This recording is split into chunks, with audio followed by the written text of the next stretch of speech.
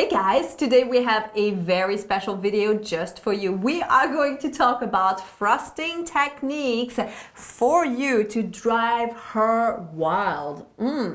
Yes, there's so much more than the screwing that you know of, and we're gonna tell you all the details there. I am Céline Remy, the Intimacy Angel.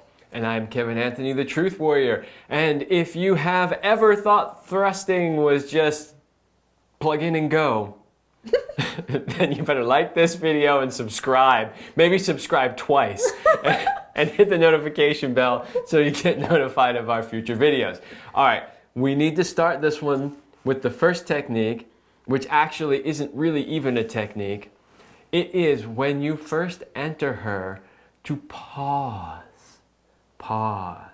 Sounds crazy, right?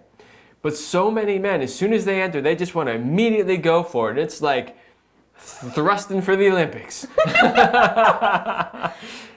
It feels really good when a man is willing to go slowly, and that moment of pause allows you to attune to each other's energy, like feeling each other and be like, okay, there you are. Now we're like communicating in a different way, and we're just like taking it in before going crazy. There's something like, I've witnessed it so many times when a guy has like penetrates a woman and he literally has something that goes off in his brain and he goes like berserk, like, and I'm like, as a woman, I'm watching this and I'm like, slow down, I'm here, feel me, connect with me. And so if you get lost in your thrusting, she's not going to be able to be there with you on that ride. But if you start by pausing and connecting and feeling her, then it's something that you can take together. It's pretty rare that right from the get-go, she wants to be pounded and thrusted like crazy. It can happen. Maybe you had lots of foreplay leading up to it and she's really ready to go. But the majority of the time, that's not the case. So when you enter, just pause and then start slowly, which brings us to our next tip, which is to vary the speed, the depth, and the rhythm. Now those are things that a lot of people are going to tell you when they're trying to teach you about proper thrusting. And they're great tips, there's nothing wrong with that. You want to make sure that you're not always doing the same speed, always doing the same rhythm, or always doing the same depth. While it is true that women tend to like rhythmic sensations, if you do the same one all the time, it starts to not have the same effect. The other thing is what a woman wants in any given moment is going to be different. So she might like a certain speed and a certain rhythm and a certain depth one day, and the next time something completely different. Or she liked that for 10 minutes and then all of a sudden she was like, nah, that's not doing it for me anymore, and she wants something else a few minutes later. So varying all of those things is really important. It's also important that you don't get lost in counting, that you become so obsessed with free shallow, one deep, free shallow, one deep, that you're like in your head and not connecting again with her. Like that aspect of the connection is essential in the lovemaking.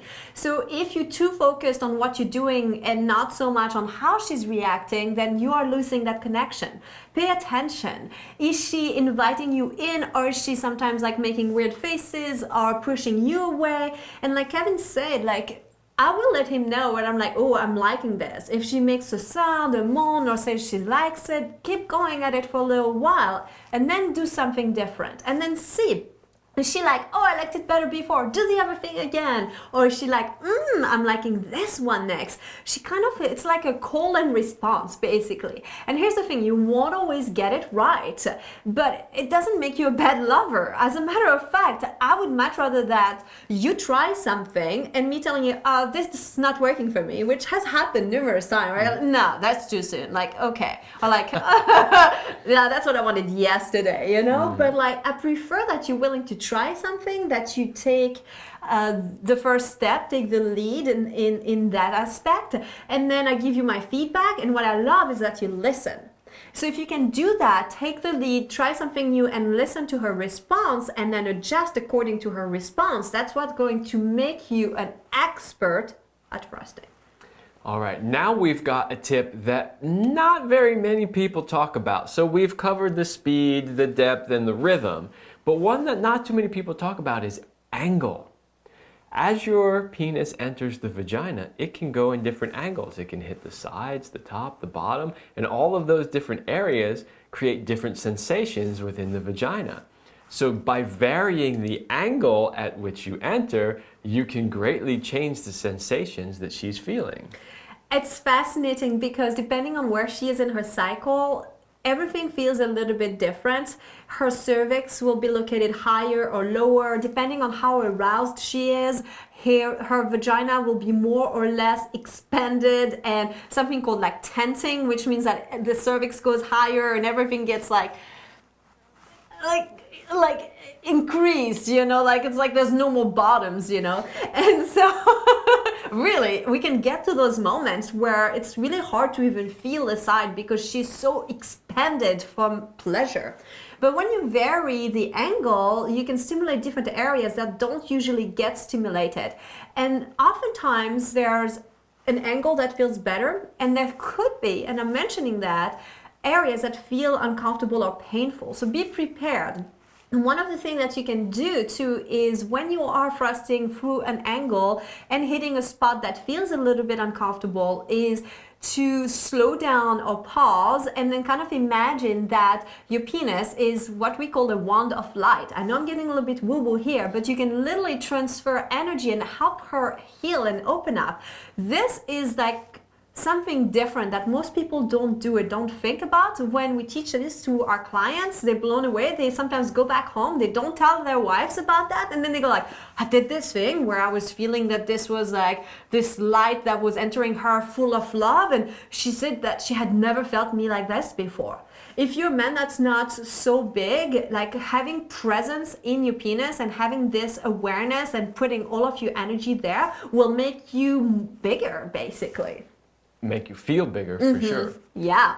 Okay, so our last tip is to have moments where you're thrusting and moments where you're not thrusting. So everybody talks about, well, you go a little faster, you go a little slower, you change the rhythm up a little bit, but sometimes just pausing for, a few seconds, 10 seconds, 20 seconds, maybe 30 seconds, gazing into her eyes, and then thrusting again can really change it up enough to really vary those sensations and really get energy moving. And when you're not thrusting, don't freak out if your penis goes a little bit limper. Like maybe you could mention that, really if you go in your head and freak out, that's going to be the result. But if you ride this, it's kind of part of the principle of an erection to go up and down. And then when there's no movement, it will maybe go a little bit less hard. And as soon as you start moving again, the energy keeps, and the blood flow keeps going right back where it counts. That is an excellent point. Erections vary, and they vary while you're having sex. And that is completely normal. Maybe if you're really young, that might not be the case. Maybe. And also different times it might not be the case. There are some times where it'll just be so rock hard and that never changes from beginning all the way to the end. And then there are times where it varies, and just know that that's normal. So if you do slow down or pause as we're suggesting and it does start to go down a little bit, it's okay. And as Celine said, just start moving again. Yes. So try these different things. Remember, try the stop and pausing as soon as you enter. Very important. Play with the depth between shallow and deep. Have a nice rhythm and vary the speed. And by the way, by speed, we're not just talking about going really fast. Play with going really slow too. Most people don't know how to do slow. They know how to do rabbit style, and slow can feel really good. Vary angles as well, and then do some moments of stillness. There you have it. These are our tips and tricks to help you be a master lover in the bedroom. We hope today's video was helpful and inspiring. Thank you so much for watching, and we will see you in our next video. I want to thank Onnit for sponsoring today's video. Now, do you know why you feel hornier in the summer months rather than the winter months? No, it's not because you're showing more skin. Well, it does help. It's because of the vitamin D, because you spend more time outside and in the sun. Now, as many as 75% of people in the US are deficient in vitamin D. And vitamin D is one of these essential vitamins. It's the sexiest vitamin alive. It helps with your sex hormones, with your mood. So one way that I found works really well for me is to take it into a spray form because it's convenient and simple. All I have to do is 5 sprays under my tongue every day and I've got my daily dose and it works well. I'm set to go. If you want to boost your vitamin D levels easily and effortlessly, get your Onnit spray. Go to onnit.com and use LoveLab at the checkout to get 10% off your order, or click on the links below in the description. You won't regret it.